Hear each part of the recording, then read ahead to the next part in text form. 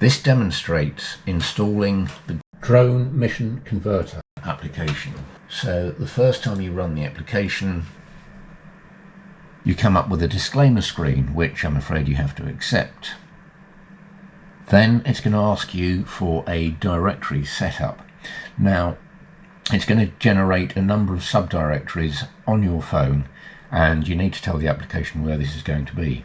You have to select documents. So we select the select storage location, and in this case it's taken you straight there, so you could just hit the use this folder button straight away, but just for reference I'll take you back to the root, and now you can see all the folders in the root, and there is a document folder there. Just select documents and you'll go straight back to documents.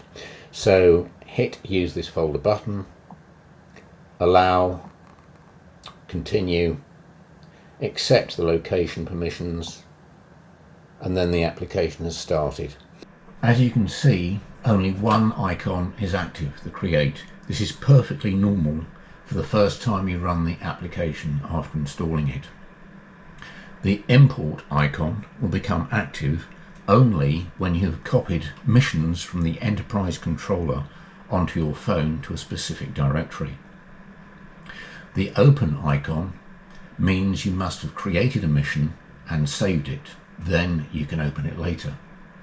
And the export icon means you must have created a mission, saved it to the export directory on the phone, and then you're in a position to export it to the consumer controller.